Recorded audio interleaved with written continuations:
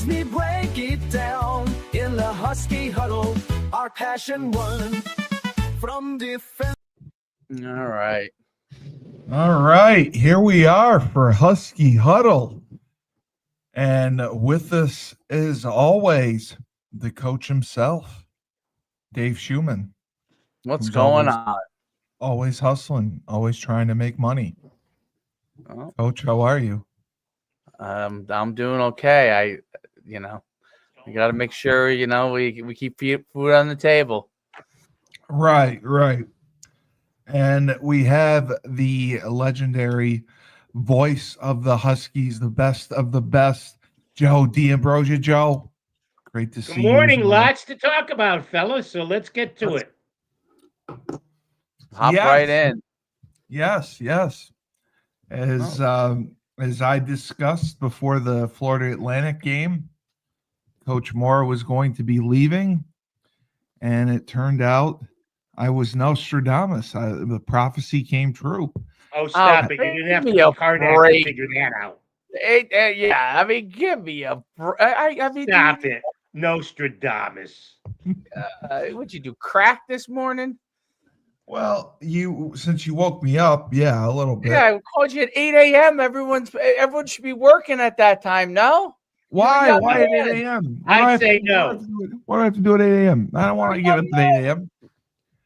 Yeah, I'm a young man. I don't have a reason to get up at 8 a.m. right now.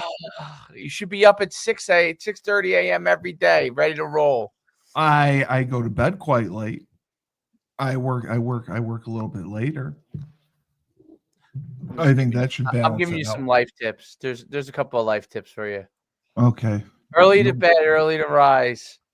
Makes you healthy. Early to rise. Okay. There you go. I will remember. I probably told you that when you were young, but anyway. I will remember that. Well, we did not expect Coach to leave for Colorado State. I think that was the biggest surprise out of everything. We thought he would take a better job than that.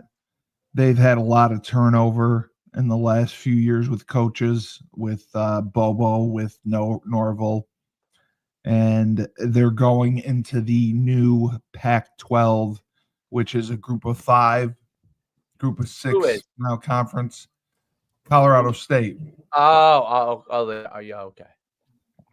So I would have expected him to want one of the power conference jobs if he was able to get one. So the fact that he jumped so quickly at Colorado State was a bit surprising.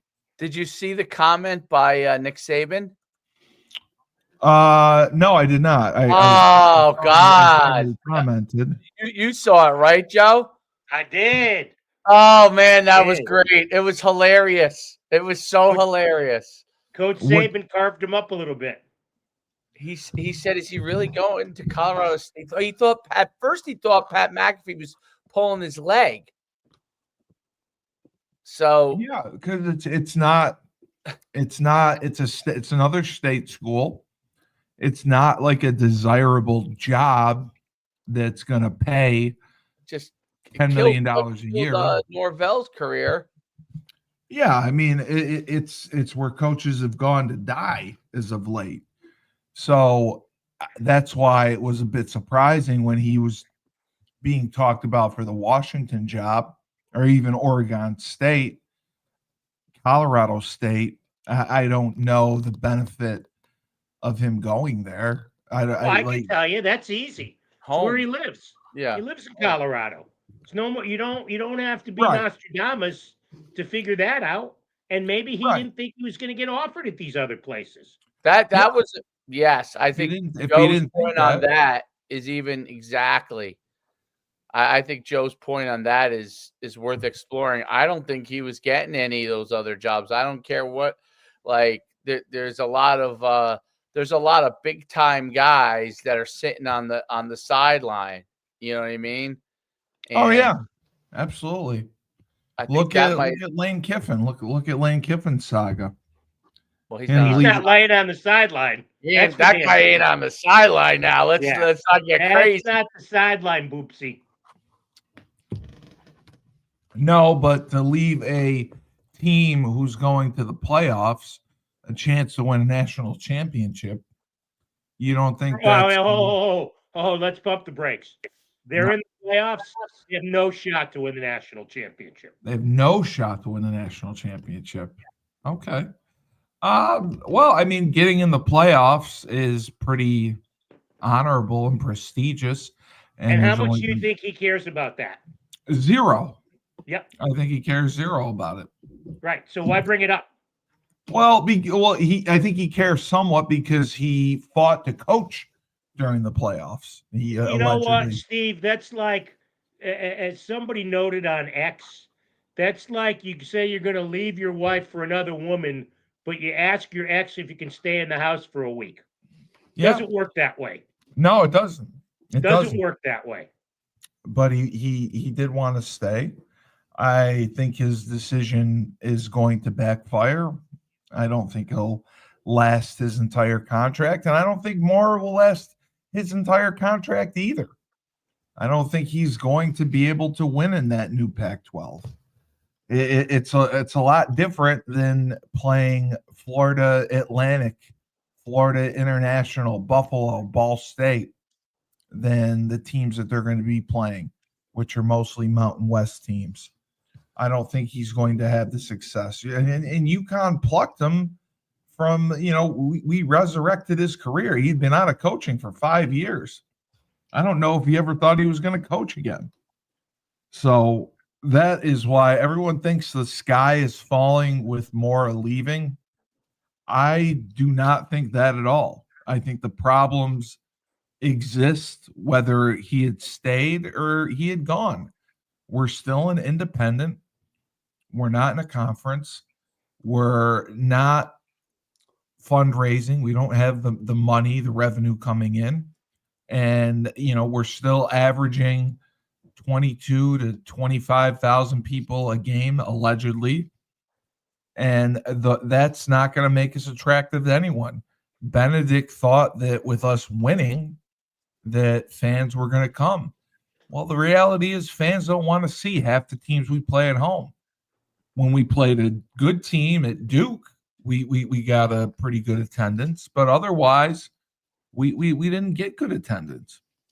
And that's going to make you undesirable to any conference, even some of the Group of Five conferences, and especially without basketball. Basketball wouldn't come until 2030. So let me ask you a question. To interrupt your monologue, how many fans do you think Duke averaged at home this year, according to EER's 24/7 Sports? I have no idea. 15,677. Well, Duke's a basketball school, and they're in the ACC already, so they can average whatever the hell they want. It doesn't really matter. It's TV. And they're going to play in the ACC championship. It's TV. Yeah, it's television revenue. Television is the biggest deal, and that's part of why ACC struggles as well. So, they're playing in the ACC championship, and they could go to the playoffs still.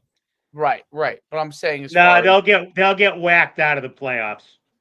I'll tell you that right now. They'll take Miami. But they don't have to take the ACC champ. There's nothing that says that. My guess is Miami gets in, if anybody gets in from the ACC. I think the projections have them getting in, but yeah, I think the ACC champion. I think, but yeah, it's the 5 highest. They could get replaced by a Group of 5 school if Tulane is ranked higher, and Tulane ends up winning the American, or James Madison wins the Sun Belt. That could replace them. I think Miami's the best team in the ACC, and Miami should be going. But Duke is playing in the ACC championship game. It's 7-5, which is insane. Which is because they have that convoluted winning percentage system for how they pick the teams playing in the championship. I think Virginia will beat them. But the fact that they're playing in it is ridiculous. I don't understand why Miami isn't playing in it. I don't understand why Miami isn't ranked higher than Notre Dame. I think it's all people love Notre Dame. You know the answer to that. You know the answer to that question, Steve. I know people love Notre Dame, but the Miami head-to-head victory should count, should matter more.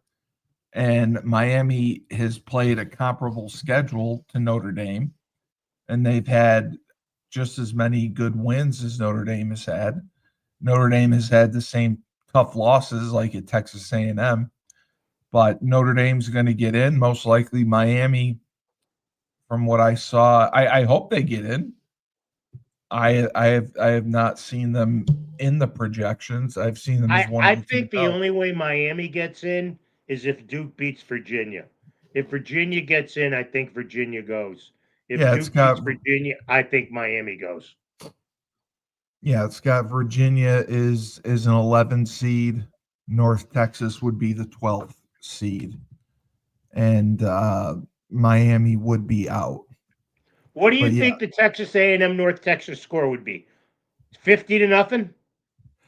Texas A&M North Texas.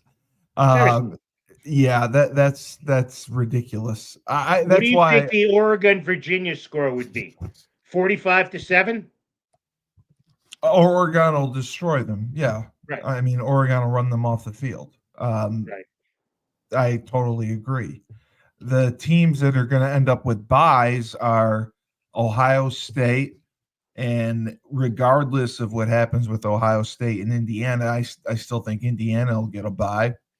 Georgia, I think, will end up winning the SEC championship. They'll get a bye, and probably Texas Tech. They're the other conference champion. I don't. You're not going to put the ACC over them.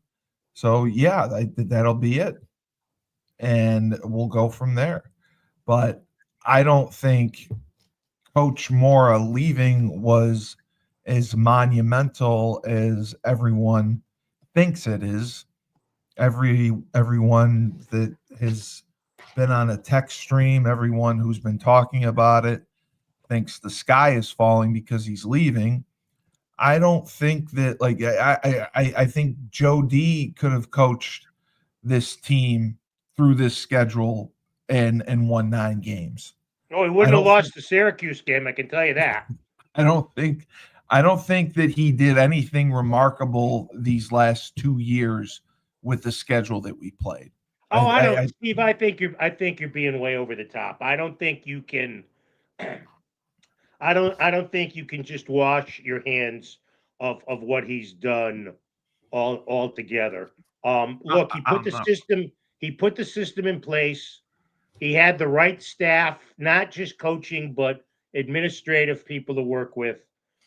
They did a great job for that, for being an independent in the portal. And yes, they played a schedule that I was with right atop the mountain screaming about how easy the schedule was, but you still got to win the games in front of you. Now, do I think it's the death blow of the football program? No, of course not. Obviously not. But I don't think it's fair to just say, well, anybody could have done it, because we saw after Randy 1.0 that not everybody could do it. Well, after Randy 1.0, they were in the AAC, and Paul Pasqualoni was not a great hire. Bob Diaco was not a great hire. As soon as we became an independent and can control the schedule that we played, I think that played a huge part in everything. And I don't think, like, we beat one team with a winning record. Like, that says something. There wasn't anyone. He doesn't control who we play. He plays the teams that are on our schedule, and he beat the teams that were on our schedule. And like you said, we were 9-3. We very well could have been 5-7. There were games we could have lost just as much. So I don't give him as much credit for going 9-3. I think the schedule was Really? No, the schedule was paper thin, Dave. Troy could have coached against those teams. I disagree. We almost lost to FAU. If the kicker from FAU made the field goal, we lose to them. We lost to Rice in overtime. Have you seen our record? Yeah, I've seen our record. In the past? Yeah, but we weren't an independent. We were in the AAC. We couldn't compete in the AAC. So we went to an independent. We couldn't compete in the AAC. Think about that. Yeah, and we don't play AAC teams. We're playing Sun Belt teams. I mean, we're playing Conference USA teams. So I'm trying to get to what you're saying. You're saying that anyone could have won 9 games? Yes. I don't think it's remarkable that he won 9 games against the schedule. Let me ask you a question. I don't think we just lost if he was Woody staying, Hayes. would you think it was remarkable? No, because we have the same problems. The same problems would exist if he were here or if he were gone. There's no sense of urgency to get into a conference. There's no. How do you know? Let me ask you this: how do you know? Because I talk to from people. upstate New York. There's no sense of urgency to get in the conference. Because I've talked to people in power who've told me that. Saying that they've said they're not in any sense of urgency to get into a conference. Meaning athletic director, who? Status quo. Status quo. They're happy with the way things are with basketball. Football is what it is. Football is going to come second to basketball, and they don't understand. They can go out and win 10 national championships. It doesn't matter. We won the women's national championship. The Big East Conference got $650,000 because we got one team in. So financially, it's not sustainable.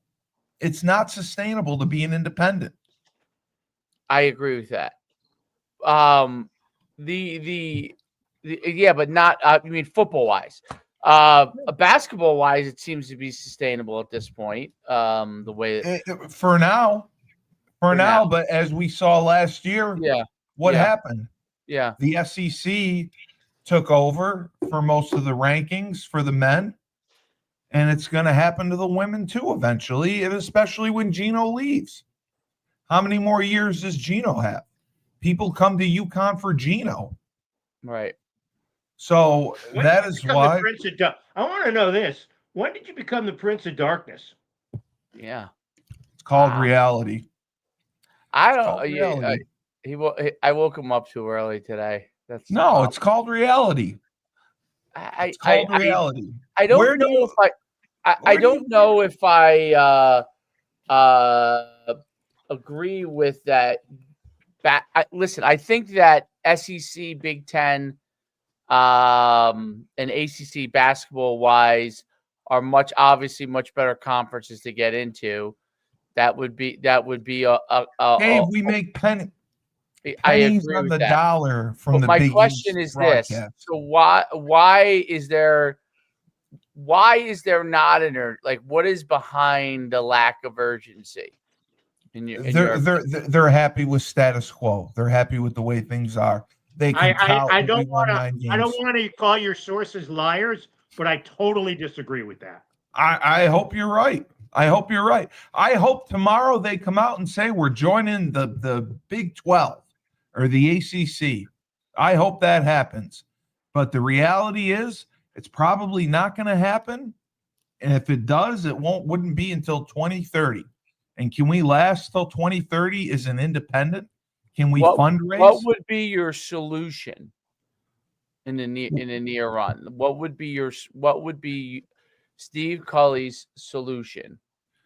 I would go on I had the Air Force director on, athletic director on. Okay. And the first thing he did when he got to Holy Cross is he went on a major fundraising campaign to build the Hart Center at the Luth Athletic Complex. Right. He raised millions upon millions upon millions, hundreds of millions of dollars. That's what needs to be done here. Have you looked at campus lately? Have you seen the new buildings they have for other sports? That's great. They have bullshit. Every sport, bullshit. Everything football has. Football is great too. Actually, football's It is great. It is great. It is great. It's wonderful. Have you looked at the RZA Performance Center? Have you looked at the softball facility? What they did with volleyball I've seen Elliott Park? You don't care. All you care about is football. You think the fucking world revolves around football. Well, it does, Steve. It doesn't. It does. Not everybody's world revolves around football. Well, what I think is this. Sports today, it does. Football is a $1 billion industry. College sports drives all the revenue. You're right. Sorry. You're right on that. 20,000 people aren't showing up for a volleyball game. No, that's true. But here's my thing on my argument is not whether football drives it. My argument is there is a commitment to sports at Uconn. I mean, my family's comment when we drove through campus was it's a pro sports with a school, because basically what they saw was gigantic buildings for athletic facilities on a fairly small campus. If you know, relative, having been to most big schools around the country just from running events and stuff, the size of the campus relative to other state universities, and I'm not talking about the extended portions of campus, but I'm talking about like central campus is incredibly small.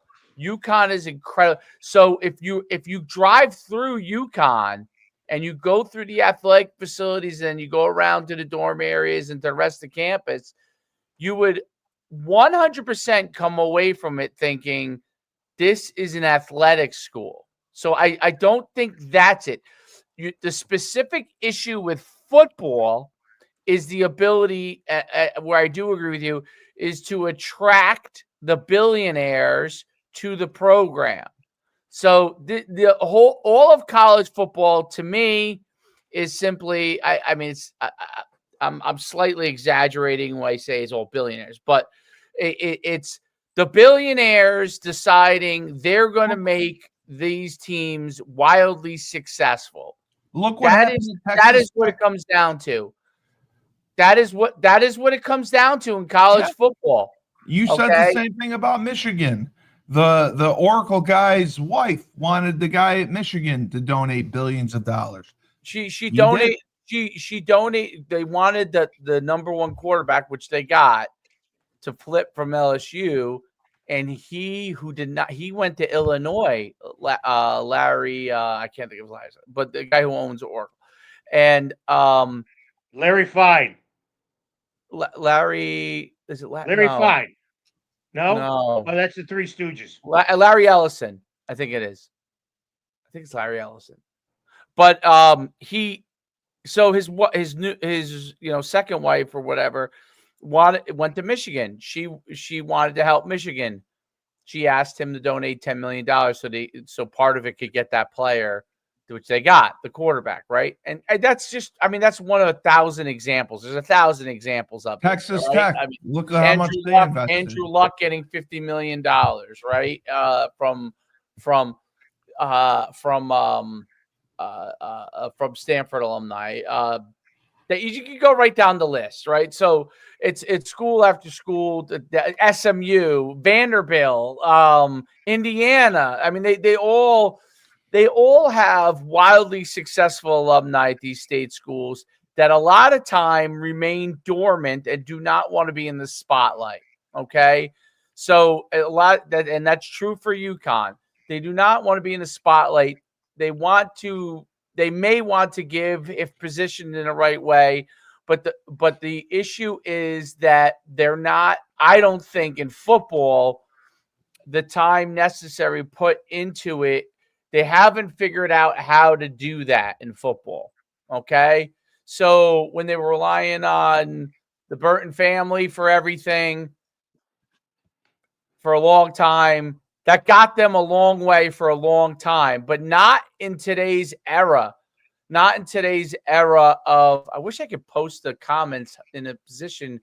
I wish StreamYard would fix that because it just covers us up. You know what I mean? Like, why can't they post it like on the? Well, it covers us up. It leaves Pretty Boy at the top wide open.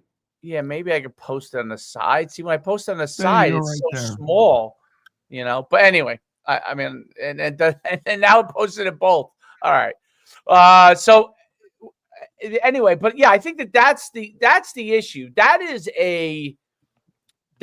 a combination of someone who is business orientated, working in that system for football, okay, or in the athletic director office, or I don't know, presidents, whatever, business orientated at the same time that they understand football. And I think Mike has done a lot of great stuff, like carrying on his father's legacy, done a lot of great stuff from that standpoint.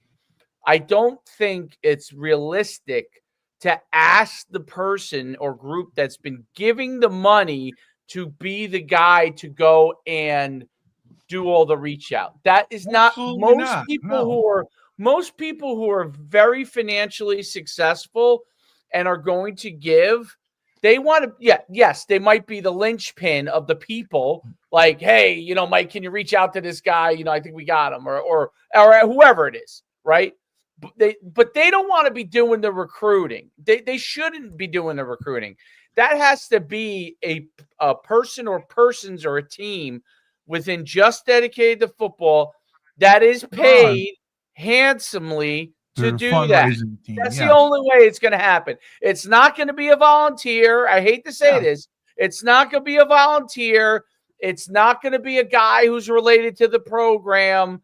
Okay, it's going to be a person in-house that is tasked with that job. Every school has maybe a team of people, okay, that is hired to do that. That is the only way it's going to happen in football. Basketball, it's able to be done for the most part the way it currently is, okay? Maybe you're right. In the future, maybe that is not the case. But right now it is. Like when you have a personality like Hurley, he shows up, people open their checkbooks, okay? And you're going to need a coach to mirror that on the football side. But football is so transient. I can't believe I'm saying this.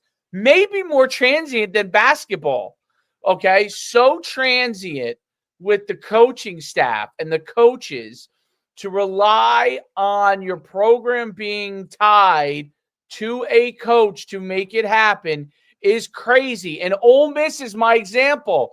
I mean, this is the perfect example. Ole Miss, you would argue, did all this because Lane Kiffin came there, and he was there for 6 years, which they're furious now. People are furious, right? But he was there for actually 6 years, which is like a eternity in college football. College coaching. Yep. Literally an eternity in college football. So, and they're furious. And now they're like, how are we going to do? How are we going to keep the donors engaged? You know, those kind of things. They have to obviously make a big splash on their next hire. Relations. Yep. Yeah, they're going to have to make a bigger splash than Lane Kiffin. That ain't going to be easy. They already named their next hire. I thought he's interim. They named Golden is the permanent. Permanent. The defensive coordinator is the permanent head coach because they want to try to keep the staff intact. That's a mistake by Ole Miss. And Charlie Weiss Jr. went with Lane. Yes, he went with Lane. So Golden is a fantastic coach. That's a mistake if that's what they did, to name him as the permanent head coach just to keep guys around. Right away. The bottom line is that they have to be able to make a splash, and they have to be able to have a team around him that's pitching the donors, okay? Uconn has to be able to make a splash better than, at minimum, as good as Mora as their next hire, okay? If they go backward and don't establish a team, we'll just be back to 2-9. There's no doubt. That's why Chris D mentioned Mora coming back to campus today. He's coming back to talk to the team because there's so many kids that have entered the transfer portal. He's trying to get them to stay together for the bowl game. Wait. What? What happened? Mora is coming back to Uconn either today or tomorrow to talk to the team. Why? Because so many kids have entered the transfer portal. No, that's not why he's coming back. He told Dom Amore from the Current he's coming back so he could tell them face to face about leaving and thank them for what they did. Oh, okay. That's different. That's very different. Yeah, I don't. And look, I was very critical of him for leaving without telling the kids, but he explained to Dom in the Current that he reached out to him on Teamworks because there's nobody on campus. Everybody had left for Thanksgiving. So I was wrong in being critical of that. I think it's good that he's coming back today, but we'll see if he lives up to one of his big statements, one of his "I'm a tough guy" statements from a couple of years ago, that he was going to call out coaches for talking to kids who weren't in the portal to try to get them in the portal. We'll see if that holds true. Well, that's my question. You know what? He's already got them in the portal. That would be my one thing about, like, do you think they're letting Lane Kiffin asked to talk to the team and have a second to talk with them? And in my opinion, if anyone deserved to be able to talk to his team and what he did, he actually deserved that opportunity to talk to his team. Okay. They might have been worried about one of the players killing him. I don't know. But they did not allow him. The AD was very upset of the whole situation. Did not allow him to do that. He understood. I understand both sides on this. To me, this is me. Okay, if he wanted to speak to the team, he should have had a meeting. Either what did he do with Teamworks? What did he do? Did he do like a? Yeah, there was no way to do it because it was on. What did he do? Did he do a Zoom or something? No. Teamworks is how they communicate. He texted him out a message. Yes. So I think he should have at least hit something a little bit more than a text message. There was nothing he could do. It was. You realize it wasn't announced until Tuesday at midnight. Why would we allow him back on campus?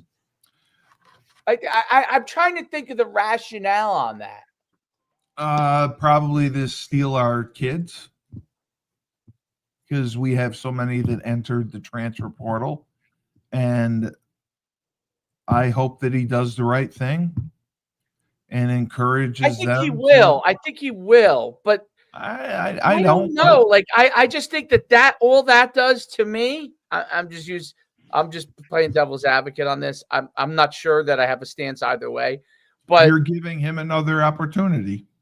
You're giving him an opportunity to present himself as a human being to them, and to them be able to then those players that are there think to themselves, I really like playing for this guy. Yeah. Maybe I'll go to Colorado State. Of course. You'll have half the guys that'll be like, 100%. Get him the F out of here. That's the other part. Like, I don't think so. The reaction hasn't been that toxic towards it. Right. Now, players aren't going to go online, though, Steve, and say, we think he sucks for leaving. Kids aren't going to do that. They're not, but you can tell by people entering the portal. You can tell by what has been going on that there's not. Well, what do you mean by what's going on? You make these vacuous statements. What do you mean by what's going on? I don't know. I guess I don't know what I mean. I just mean that you're saying that he's recruiting. Well, I mean, he's going to be taking, I'm sure, several players. I think he's definitely going to take a couple of players. There's no doubt. It's naive to think the Indiana guy took 13 players from JMU to Indiana. I don't know whether he met with his players when he left JMU or not. I have no idea. But it's naive to think that they're not taking players. Right. Exactly. That to me, listen, Lane Kiffin, the second he landed in LSU, he's calling half that Ole Miss roster that he thinks can help. Okay, there's that has eligibility with. I mean, or something. I know the rules are he can't call him. Whoever calls him, You know, Johnny over on the corner. It's a third party. What Johnny on the corner calls him, right? So, but whoever calls him, it's naive to think for Uconn to think that he's not going to try to take players. That's naive. And now, if he doesn't take players, I would actually, from Mora's standpoint, he did make a big deal about that whole thing. But honestly, if Mora doesn't look and say, you know what, there's a couple of players that can help me at Colorado State. Colorado State stinks. He would be a shitty coach and a shitty hire if he, in the world we're in today, okay, if he didn't think about trying to get some of those players through a third party. Absolutely. So that's why I wouldn't allow him back on campus. Nothing to do with, I think he did a great job. I have no inkling at his personality at all. I have no idea about any of that. I have no idea how the players feel about him or don't feel about him. I'm sure they're very happy. Most of them are probably happy with their careers that did well. Yeah. But I do think that it's a mistake to let him back on campus once he left. Yeah. That is like saying he is a god. This is a god that we can't replace. He's the greatest ever. And that's why I think, as much as it's kind of probably was crappy for when Lane Kiffin left, and Lane Kiffin in the interview, he said, I completely understand. He said, I wanted to talk to the players. They didn't want me to talk to players. He said, I completely understand. This is the world we're in. This is how it is. And so even though you have relationships with guys, I look at it like this. The guys that you actually have relationships with, okay, the guys that you know you have relationship with as a coach, you still have that relationship with them even if you leave. They completely understand what's going on. Completely understand. Unless you lied to them and said, hey, I'm never leaving. I'm not leaving here. This is my destination forever. Short of doing that, I do not think that any player that is fond of you would look at you in this world, because they're doing the same thing. The players are doing the same thing. It's a business. They're all doing the same thing. They're all doing the same thing. It's a billion-dollar industry right now. Basically, they all look at it like as a coach, you look at it like, hey, you come play for me. I need you to be a good guy. I need you to do the things we ask you to do. I need to give give me effort. I need you to compete. I need you to go to class if that's what we're doing. And then, I need you to, do everything that we ask you to do while you are here. And if at some point in the future, you decide that Uconn is not for you, we're not playing you enough, whatever that rationale is, that's up to you. Just like any coach can leave at any time. So I think that's kind of like the unwritten contract that you have with these players. Absolutely. It's a business. It's a business. It's a business deal. The players are getting paid. The coaches are getting paid. Nothing is guaranteed other than the players getting paid. And that's the problem. And my solution would be if we could do something like SMU did and give up television rights for a certain amount of years to get into the ACC and raise enough money, that would be worth it to me, because we're not going to survive as an independent for another 5 years, 10 years.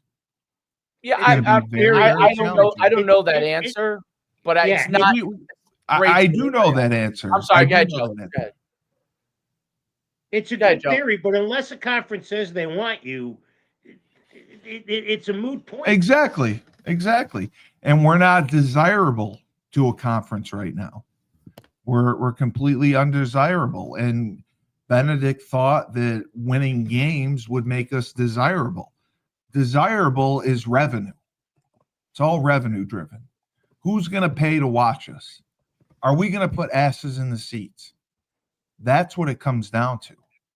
And that's what more staying here or more leaving, that hasn't changed. Because we went 9-3 this year, if we go to a bowl game and win a 10th game, are we going to open up next year with 35,000 people at our first home game? Probably not. Our broadcast television rights from CBS Sports, How much are we getting paid for that? We're probably paying them. No. The Big East rights? We're not paying. We're not paying CBS. I'm kidding saying that. I'm just saying we're not getting but you can't say that because people might take it as gospel. And we're not paying CBS Sports. We're not paying CBS Sports, but we're not. And nobody's turning up nobody's turning up September 5th, Labor Day weekend for the Lafayette game. Exactly. All right? Exactly. That's my point. Now, if you can't draw for Maryland and North Carolina, games 2 and 3 next year, then you've got a big problem. Then you have a huge problem. Yeah. There ain't nobody turning up for. I mean, the home schedule is, it's very tough. Part, Lafayette, Maryland, North Carolina, Syracuse, JMU. That's a pretty good. UMass is UMass. I mean, I understand they stink, but 4 of the 6 home games next year. It's to me very good. It's a much better home schedule than we had this year. Much better. Much better. And it shows that at least we have a small sample size with the Duke game that fans will show up when there are competent Power 4 level opponents.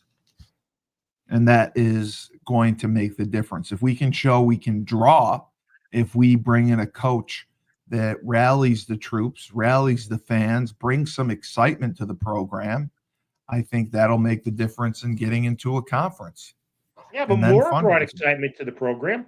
Not really. I mean, come on, Steve. 2-9 and 3 seasons back to back. Well, when did they last do that at Uconn?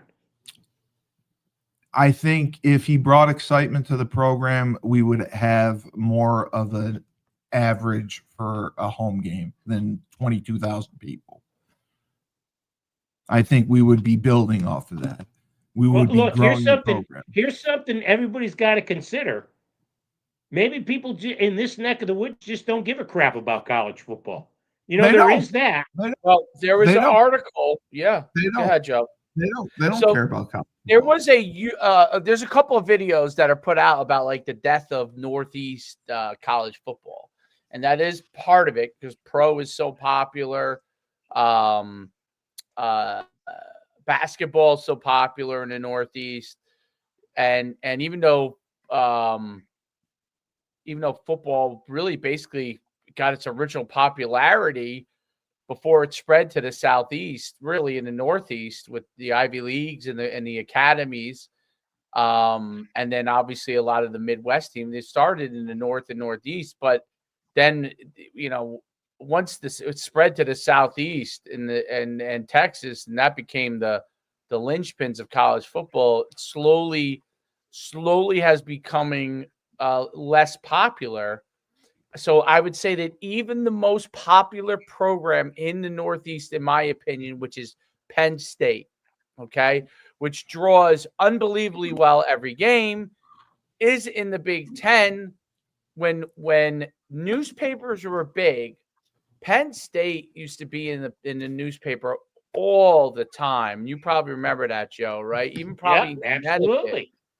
It's not even in the paper almost at all. Okay, very rarely. And in New Jersey, where I'm from, Penn State, like New Jersey might as well have been like Penn State East as far as from a recruiting standpoint. Yeah. So there's so many a history of New Jersey players, like very few players in New Jersey, at least grow up in my era. I'm not sure how they feel about it now, but growing up when I grew up, like the first school that you thought you wanted to go to when you were a young kid playing youth football was Penn State.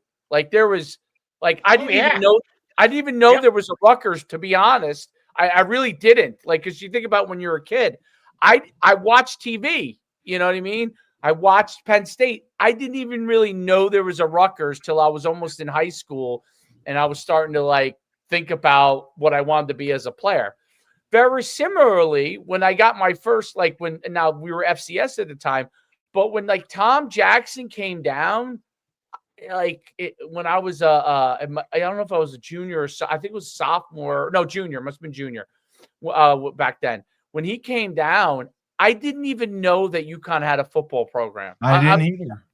I'm telling you the truth. I knew I did by then know about Rutgers because I was in Syracuse and all, but I didn't even know UConn had a football program. So these are the things that like, and I remember my father saying, "Hey, like this is a place you might want to look at. There are some Jersey kids that went here, and if you don't end up going to one of these other schools, like this might be a school." And I didn't even like think twice when he said that to me at the time, and I was a junior already. So and I ended up going there. No, I'm serious. I literally I think we went on a tour of colleges as a junior in the spring, like to junior days and stuff, and a lot of like Division Ones and all those different things that you're invited to. UConn didn't even have a junior day, but my father made me. He just because that's how he was. My father coached college track for a little while, and he was a big time coach in high school. He made me stop at UConn on the way back from, I don't know, it must have been Boston College or Syracuse. And on the way back, he made me stop there just to look at it, just so he was a big just in case these you need to look at these schools. So we looked at it, but it was really like. That's the issue in the Northeast, okay? So if Penn State does not draw the same cachet in New Jersey, which is literally Penn State East, Northeast football has an issue overall with it. That's why BC has an issue. That's why Syracuse has an issue, because the players that are really good in the Northeast, they go to a different place. They don't go to BC as much anymore. They don't go to Syracuse. They don't go to which why UConn has recruited nationally, which has been a fairly smart strategy. Besides, you needed New Jersey in those places, but a fairly smart strategy grabbing some of these players from other places, because there's not as many big time players in the Northeast as there used to be, and there's not as much of a focus on it. Like sports like lacrosse, kids that were great football players, a lot of times play lacrosse too, right? So you're losing some of those kids. And so that's becoming, so you need at UConn to be able to have a concerted strategy to be able to. Penn State does have that, which is why with the Big Ten, 100,000 seat stadium, no matter what happens, they can keep their expectations really high. But that is why sometimes I feel, and I think James Franklin probably in the back of his head thinks about, I don't think Penn State's thought of who they are and realism as to what we can get match the same way. And one state over, that's not the case. Ohio State, one state, Ohio and Michigan, football is truly the Midwest. Yeah, football is still king. Penn State dances towards the Northeast, which is why it just doesn't get, to me, quite as many guys as Ohio State as Michigan gets. And in the old days, they did. The old days, they won national championships. And so I think those are things that have to be overcome. And I think UConn has to develop a strategy for it. They have done it in basketball way back in the 80s. They did it in the 80s and 90s of basketball, and it worked. It took UConn into a whole nother stratosphere in basketball. That Lou Perkins obviously was a big part of that. Not just the coaches, Jim Calhoun, but Lou Perkins was a big part of that. And I think that, and Lou Perkins is the reason why we're actually in Division I. I mean, if you think about it, the legacy of Lou Perkins is still sitting here almost 25 years later, okay, because of all the things that he did. He was like, I've said this to you before, so I'm not saying anything that I haven't said before. He was like when he walked around campus, he was bigger than, or I'll say as big as the big time coaches. Coach Schumann, Chris D would like to know if we could talk about who we're going to hire. Football? Yeah. Well, it's how much money do we have? Right. And here's another thing. Before we go off on that, and I think we should talk about the names that were listed in the register today. Okay. As transfer portal guys. One of the attractions of Mora was that he had NFL experience. And if you're a kid who thought you could play in the NFL, You thought this was a guy who could best help you get to that goal. So that I think that's a piece of the puzzle. And the other piece is, do you want to recruit do you want an NFL assistant who doesn't know NIL, who doesn't know transfer portal, or do you want to take a college assistant who has knowledge of all this, or a retread college coach? I mean, there's 3 categories to pick from. I don't think Gordon Sammis is getting the full-time job. I just don't. I think David Benedict thinks bigger than that. I agree. So I think that's I think there's a lot to parse through, and when you're looking for when you're thinking who would be the perfect fit for what's going on here. And the other thing is, and we haven't talked about this, how many of his assistants does Moore bring with him to Colorado State? How much of the staff does he bring to Colorado? You know, the administrative staff and stuff. I mean, it's going to be, in my opinion, it's going to be a total rebuild. He brought the general manager so far. What's that? Yeah.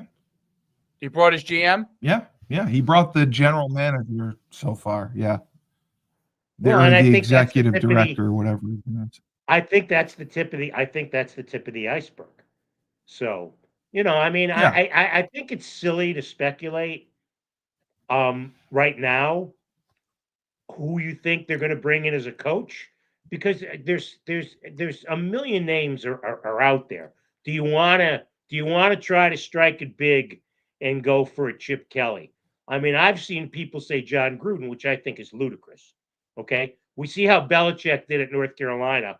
What makes you think Gruden would do any better at an FBS independent? We've seen Joe Moorhead's name been taken. Great guy, but he hasn't exactly kicked ass at Akron, right? Nope. You know, people say Rob Ambrose, who I love, who's one of my favorite people in the world, but he's not at Towson. He hasn't coached for a couple of years. He's not at Towson anymore. He's at Shepherd University right now as an assistant, right? We had this. Remember we plugged this in the ChatGPT the other day, Steve. We did. Oh, I remember when you did that. I saw that. It was funny because what they said. So let's see. All right. Yeah, I know Kevin. Chris Nash. No way. He was at Rutgers. I saw what he did at Rutgers. No way. Akron head coach Joe Moorhead. There's no way that's happening. Lehigh head coach Cahill. No way that's happening. Heatherman, maybe. Matt Patricia, if you're hammered drunk. So I mean, I think that you would have. I think that we talked about Charlie Weiss Jr., but obviously LSU is going to pay him so much money that it won't even matter anyway. So that's not going to be an issue. Not going to be a person that we could get. But I would have thought we thought about Charlie Weiss Jr., right? Then we also thought about there was another guy. Oh, the Colorado head coach. I think had not head coach. I'm sorry, offensive coordinator. The offensive coordinator. Yeah, had some ties to here. That could have been a person. But it really comes down to like, if you wanted, like, who would you get if you were going to get like an ex-NFL guy? I mean, Rex Ryan. I wouldn't take an ex-NFL guy. Perfect. I totally agree, Steve. Totally agree. Brian Daboll's been mentioned. Cully keeps poo-pooing Kevin Cahill. I love Kevin Cahill. I played with Kevin Cahill. He's from my town. He's 12-0 at Lehigh. Kevin Cahill would be great.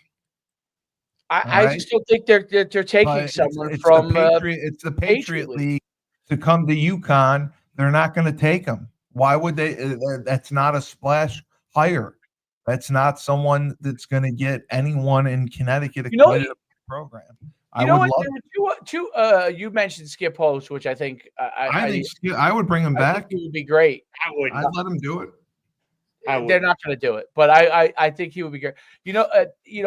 I thought about when people mentioned the Yale head coach, and I kind of laughed at it at Tony first. Reno, yeah, he's done a great job. He's actually done a great job. If you're going to take Tony Reno, then you take Kevin Cahill. Kevin Cahill has done it with scholarships. The Yale coach has not done it with scholarships. Well, and Kevin Cahill's younger. No, that's what I'm saying. Kevin Cahill has experience with scholarship recruiting. Mike Shanahan, you're not getting him. MSU fired Jonathan Smith. You're not getting him. That's the old Oregon State coach, I think. Yeah. Philip Montgomery, Virginia Tech. You're not getting him. He's not gonna get hired. Look, we can but I think it's gonna have to happen. Who could get hired?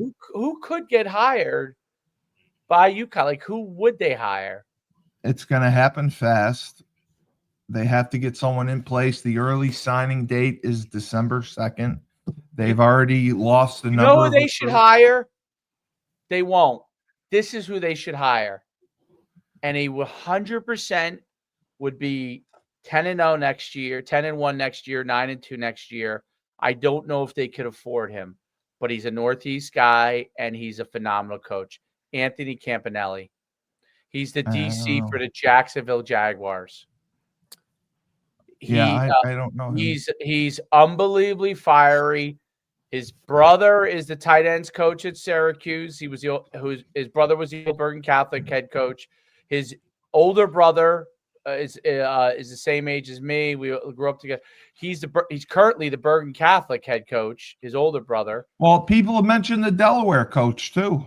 The Delaware coach would be great as well. 100%. He's also a Jersey guy. And he also comes from and he coached at New Hampshire, and he comes from so to me, though, if you were to say like realistic candidates that would win immediately, the Delaware head coach, to me, I would pay him whatever you had to pay him. If you could get him, I would pay, I wouldn't hire. But Stoops is not coming to UConn. There's no way. Stoops will go be an assistant for $3 million. Or just he's got a $37 million buyout. Yeah, or go take a break for a year or two. He can go sit on a beach for 2 years. Let me ask you this before you go Anthony Campanelli would be a home run. Absolute home run. Let me ask you this. And I'm looking at his resume, and from that standpoint, yes. But you're talking about making a big splash. Does anybody here know who Anthony Campanelli is? No. Every single person in the Northeast knows their family. No doubt. Every football coach in the Northeast. But the fans have no clue who this guy is, Shu. The fans won't matter because he would immediately make an impact. He is an NFL coach. He would have every recruit that at least is in the Northeast interested in going there. He would be 10x the recruiter of any of these other guys who've done well in New Jersey. He would at least minimum equal recruit James Franklin for Northeast players if James Franklin comes up this way, and there's no doubt he's going to be an NFL head coach in a few years. So I just looked at his resume. I can't hire a guy who named one of his kids Serafina. I'm sorry, I just can't do that. Might be a hit out for you shortly soon. So. No, you know what? I'll tell you what, Shu. Looking at his resume, he would be. It's looking at his resume because he's got he's got a lot of college experience. Yep. So he understands understands the college system. Rutgers. He's young. Yep. He's he's probably. I would say he's probably about. He might be Steve's age. I don't know. I think he's their youngest brother.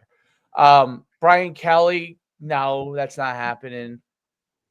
Anthony Poindexter is a very good coach. Yep. I like him. I would like Anthony Poindexter. Yeah, I would too. He would do great, I think. That would be someone I would be okay with.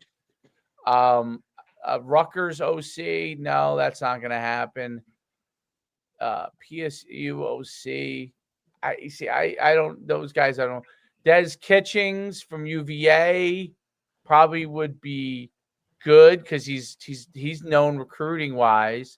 I don't know if UConn would take him, But Mark D'Amelio was pushing for Lyndon Johnson.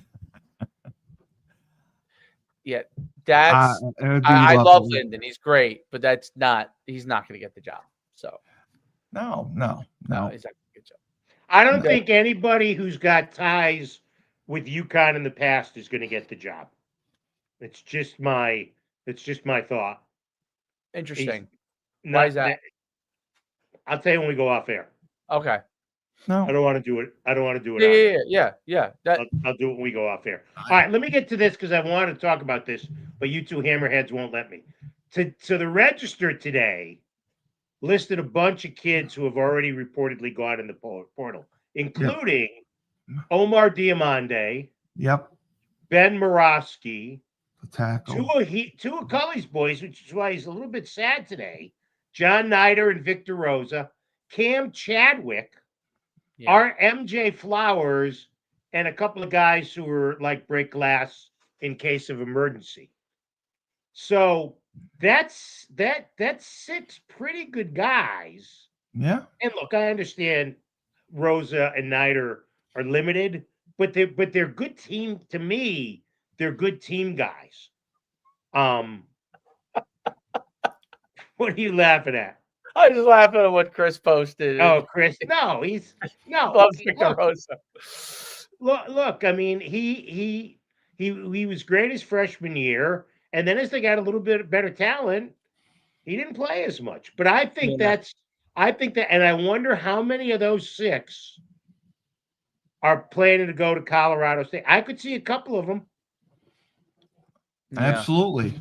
I could see a couple of the defensive guys go. Omar, yep. Cam Chadwick led the team in interceptions. Yep. Yeah, I could see. And I think there's more coming.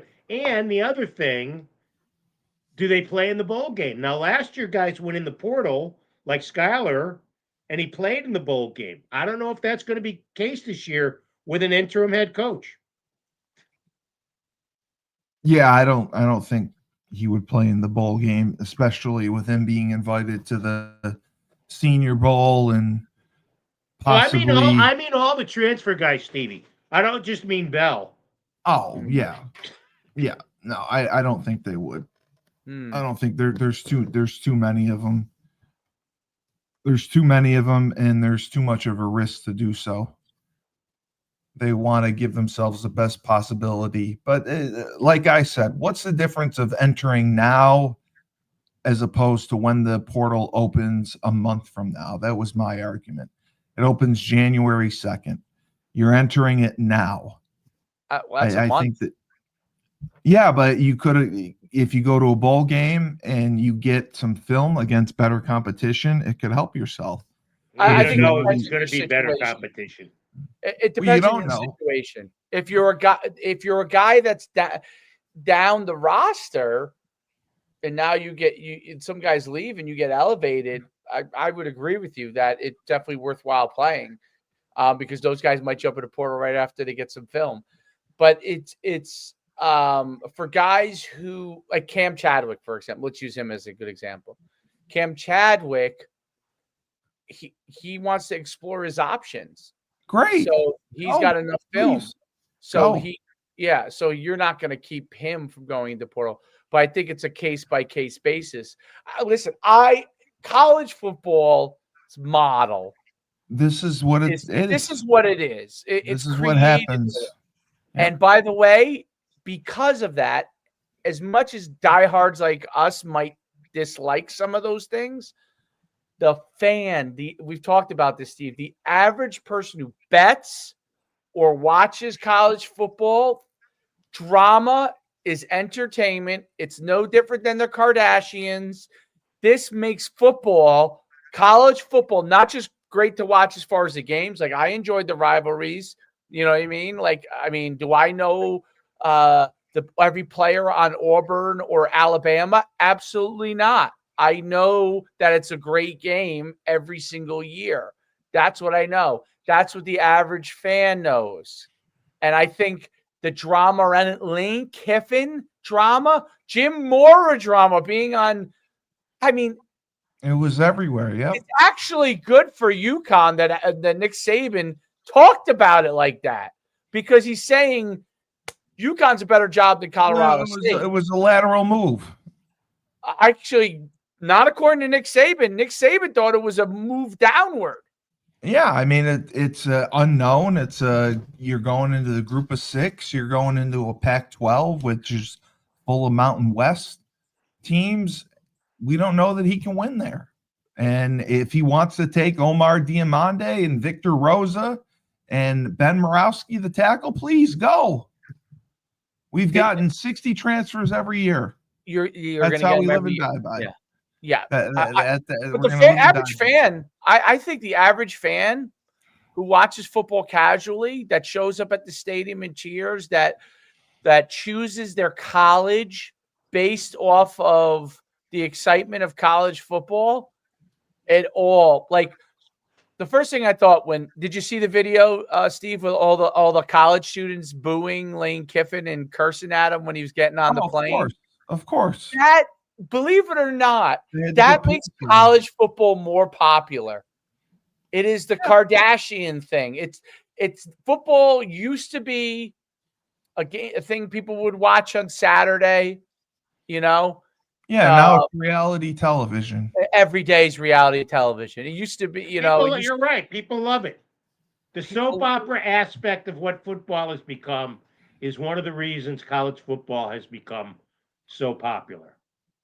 Yes, and Jim Mora is 64, and he wanted to go skiing every day while he still could. Understand? By the way, on Jim Mora's side, as far as if you're 64 years old and you're like, I thought maybe he'd be looking for the biggest payday he could get, but and maybe this is I didn't even look at the contract, so I'm not sure. But if I'm Jim Mora and I'm already did this or that, and I did what I did at Uconn, and I get an offer to go back to my home area, and I could, if that's what he wants to do, ski all the time. It's 100. This whole thing, unfortunately or fortunately, depending on how you look at it, is what do you think is best for the individual involved? That's all it is. That's all it is. It's not like there are players that are team oriented. This group of seniors did a fantastic job of staying together, even though a lot of it was transient, but they stuck together for a couple of years, which made it an amazing ride. That, I think, that's what you could probably hope for. You get a group of guys, they stick it together for 2 years, give you everything you have. You have maybe a championship team, and then you've got to reload with another group of guys again. And it's kind of what it is. That's what we've done every year. Which is my point on that. You need, in football, and I don't quite know enough. I think basketball, because there's less people, the coach is the king. I know there's a GM, but he's the GM. I mean, basketball is different. Like the coach, he might have a GM, but he's the GM. He's the kingmaker. He's everything. So you don't need. There's less people involved, even though there's tons of money, and it was less people involved. Football, the football program, every football program has to begin to establish who are the people that want to be able to help our program for the long term. And those people are involved in the program in the background as either employees or however they do it to be able to make the program continue to thrive. Okay. Ohio State has that 11 group or whatever they call it. That is responsible of making sure that team thrives. And, sometimes it's an outside group. Maybe you hire inside. It depends on what your culture of your organization is.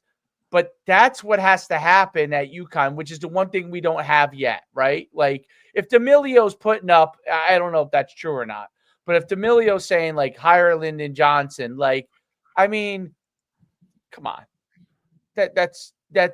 Lyndon Johnson's a fantastic coach, but that's not going to be the coach that's going to get them all the players they need and be able to get them the wins. I mean, he's been out of football for years, and he hasn't been a head coach. He's never been a head coach. Yeah, So how much do you think that plays in? And again, we don't know. I'm just asking for guesses here. But how much do you think head coaching experience is going to play in to the new hire? It's probably going to play a decent amount because of the transfer portal. You have to be able. UConn, we have lived and died with the transfer portal. We've only brought in 12 to 15 freshmen a year. We live and die with the transfer portal. I think it's going to be weighed on the versus and the salary cachet versus the cachet of the coordinator that they could bring in. So yeah, I do think Samus has possibly an opportunity to win the job over these next 30 days because they've been successful, and he's a Broyles Award finalist too. He runs the most successful part of that team, which is the offense. The hard thing is Samus a leader that probably would initially be the play caller? Well, no, I'm saying he'd be the play caller. So would he be a guy that can manage being the head coach, to be the play CEO caller, and still, be CEO and tactician, which he probably would have to be for a couple of years and fundraise until he fundraise, because that's a lot for a guy. So he may be that guy. I don't know enough about Samus to know, but I don't know that Samus could pass off his offense to another guy right away. He would have to go in, be the head coach, win with his offense, tutelage somebody underneath him to take his role, or eventually hire a guy if he gets enough status as the head coach to take his role, because his strength is his play calling. I mean, there's no doubt. Like, if I were to hire him as a head coach, I would want him to call plays and say, hey, at least for the first couple of years, you got to call plays and manage all this. Can you do it? You know what I mean? Because I'm hiring you because you're a great play caller. You know what I mean? So, and several head coaches do that.